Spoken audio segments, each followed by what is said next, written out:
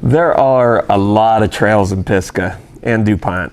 There's a lot of mileage out there and you can be a ways away from your car.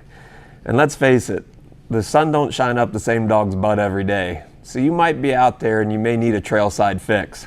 So today, John and Pat are going to take you out and show some of our more commonly seen trail side issues and some of the fixes to go along with them. Roll that intro. Welcome to Squatch Bikes.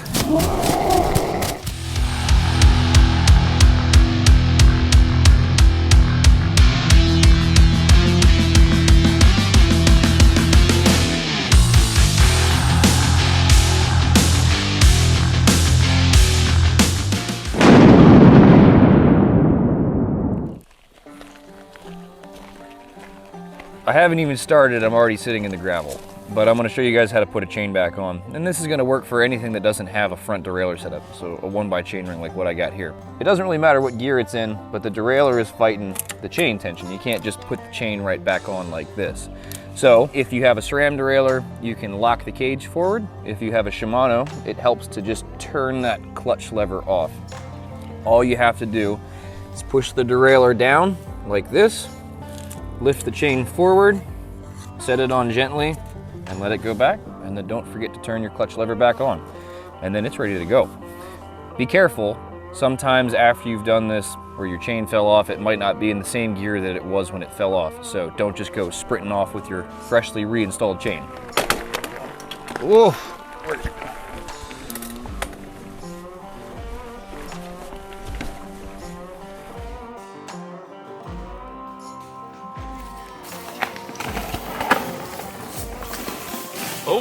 Ow. Ow. Okay, well, that didn't go as planned. But you look at that. Crooked bars. But that's happened to everyone once before. Might as well use the opportunity and talk about how to straighten some handlebars. So if you have had a crash, you're gonna do a trail side repair, make sure you actually do it as a trail side repair, not center of the trail repair. So we're gonna go over there, just get off trail, and I'm gonna straighten my bars out. Come with me. Okay, so this is why we carry tools with us. I've got my handy dandy multi-tool that saved me from probably about 5 million issues, but we're gonna straighten the bars. The bars aren't crooked, the stem is crooked. So the very first thing that we have to do is we have to loosen our 2 stem bolts on the side, double check that our headset preload is still nice and tight, straighten everything out, and then re-fasten my stem bolts on the side.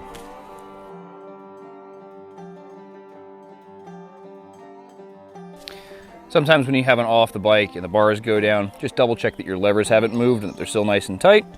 I run mine a little looser than normal so that when I crash, if they move, they don't break.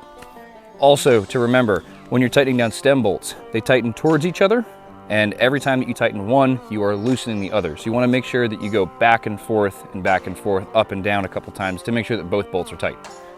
Even a soft crash like that, you want to make sure that there's no damage. Check both brake levers, your shifter position, your dropper lever if you have one. Especially if you have carbon fiber bars, you want to inspect those bars and make sure that there's no damage to the carbon. After you've checked, everything's tight, best thing to do is go back and try it again because you can't let that corner beat you.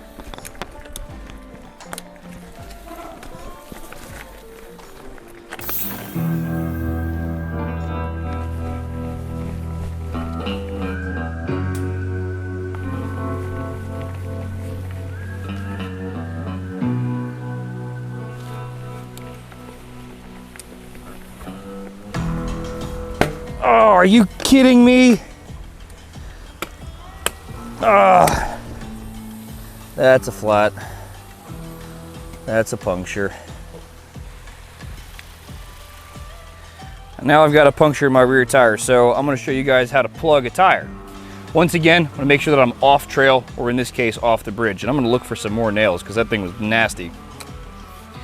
All right, so in this case, I've got a pretty small puncture. You really don't even have to take the wheel off the bike for this, but I'm gonna use these bacon strip tire plugs to plug up that small hole. I'm gonna re-air up the tire and hopefully be able to finish my ride issue-free from here on. So you're gonna wanna fold that bacon strip around your pointed object. Every one of them comes with one of the tools.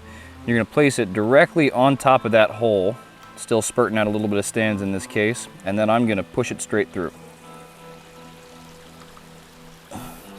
So once you've got that tool pressed in with the plug, want to hold the plug down with your fingers and lift just the tool out, leaving just a little rubber plug on the side, and that's a pretty permanent fix. If the hole's a little bit bigger than mine is in this case, it's helpful that once you get that plug in, you rotate the plug to the bottom, let the sealant do its work. And all I have to do now is just re-inflate the tire.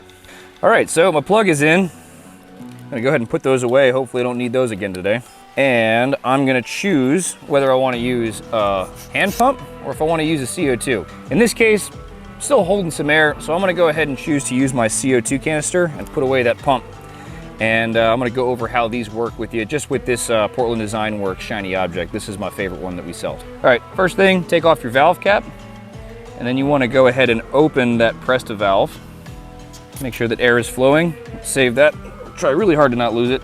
And then you have to puncture your CO2 canister with your inflator head. So if you look at both of these heads here, one of them has a very small sharp poker inside, and the other is an open area that's got some silicone or rubber in it that's to go onto the valve. So get your CO2 side, and you've got your valve side. The reason I like the inflators with the open and close valve is that I can ensure that as soon as I put this in, I have some time to get it on the valve and it doesn't just burst out by accident. So we're gonna make sure that that is closed, not open. Once that's shut, I can go ahead and thread in my CO2. I've got leathered mechanic hands, so it doesn't bother me too much, but these do get very cold when you puncture them. So you wanna either use a glove, some of them have a little leather casing that goes around it, but do expect it to get nice and cold in your hand. So I'm gonna go ahead and crack that open all the way in. Lose a little bit sometimes when you puncture it, but my valve is closed, so I know I've got plenty left in here. Let's put it in the tire. I like to try and pull towards myself, and you want to make sure that when you do this, you don't bend the tip of your valve when you put it on. So I put it directly on, and I push towards the rim, and then I open that valve. You can hear it inflating. It's going to get really cold in your hand. Let it out. Check your pressure. Usually if you've had one flat, you should err on the higher side of pressure than low. So I'm going to go a little more. Feels pretty good. It's a great way to cool yourself down on a hot day. That feels real nice. Okay, let's close the valve back up. All right, well, now I've added some rubber to my tire. I'm reinflated, and I really hope I can make it through the rest of this bike ride without something else going wrong. So wish me luck, I'm off. Stupid nails.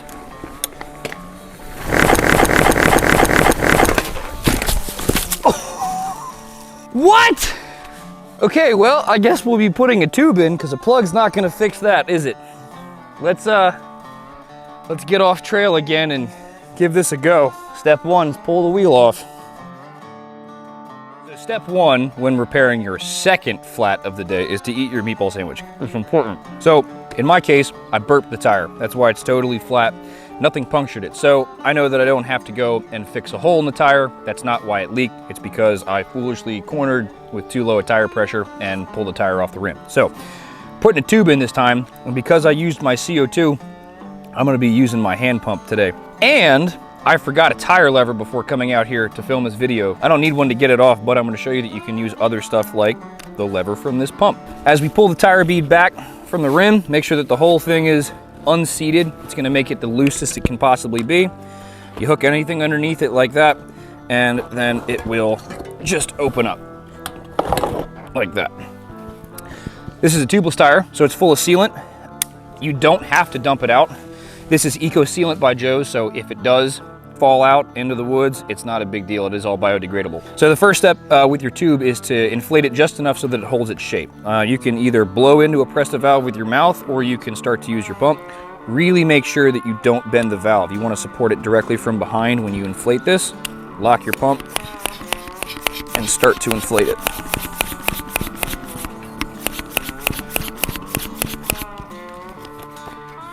That's what we're looking for. Just enough air in it to hold its shape. Support the valve, release the pump, and pull directly straight off so that you're not bending anything. In the case of tubeless tires, you will have to remove your valve. Pull my lock ring off. Pull my cap off.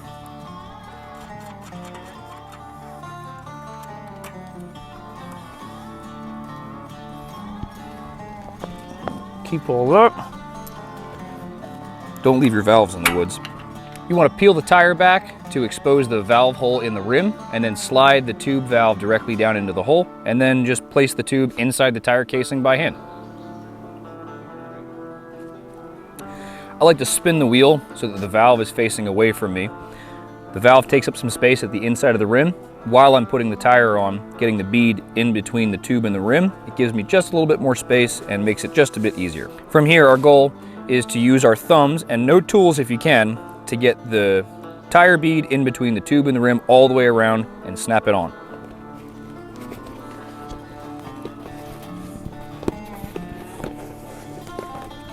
Most people have trouble getting the last bit of tire over the rim. It's very helpful to take your thumb and stuff the rest of the tire that you've already gotten as far into the rim cross section as you can. It'll loosen the top. So once I've done that, snaps on by hand like that. Take your thumb and push the valve all the way into the rim through the tire, and then put on your valve lock ring. This is going to help you not lose the valve. When you try and put the pump on, it won't just disappear into the tire casing. At this point, you just have to put air in the tube and inflate it to the pressure that you want. Make sure that you put the pump directly onto the valve straight. I'm going to say it again, you really don't want to bend that valve because then you are walking out of here. So once you've got it on, supported, open it up, and then you just got to pump.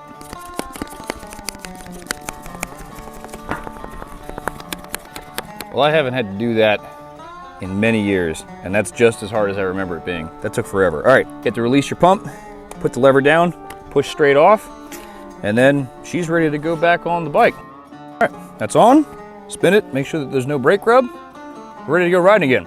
Not today, corner, not again. Off we go.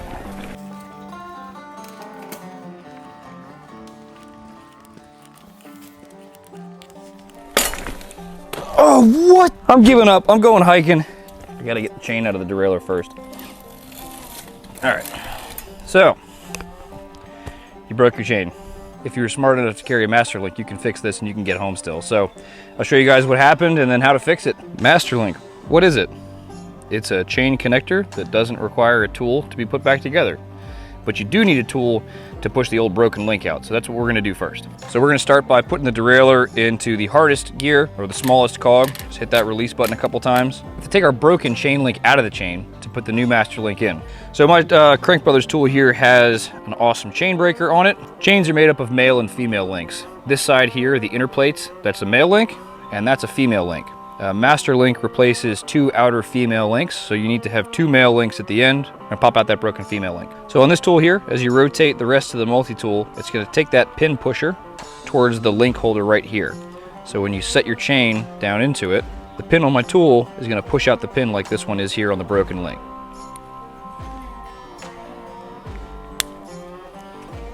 You want to push that pin all the way out.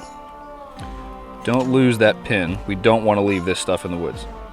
Next thing we're going to do is put the chain back through the derailleur around the chain ring, and we're going to attach it on the bottom with the new master link. This is where a lot of people mess up by routing the chain back through the derailleur incorrectly. You can do a lot of damage this way. So when the chain goes over the cassette cog, it then has to go over the top of your upper pulley wheel, around the safety tab in the middle of the cage, and then over the top of the bottom pulley wheel. There's two halves to the master link, but they're both exactly the same. So you need to have one on the back side of the chain and one on the front side of the chain, facing opposite directions. A helpful trick is to actually just take the chain off of the chain ring and lay it underneath. That way there's no tension on the chain and you can easily snap these two together so that they're holding against each other. Now you're going to put the chain back on top of the chain ring. You're going to very gently take the master link and pedal it through until it is up here on the top side of the chain. What you want to do is hold the rear brake and press forward firmly, pop, until that master link snaps together. Last step, turn that clutch back on, shift it into a good starting gear, and hopefully make it back to the car this time with no more issues. Ready to go.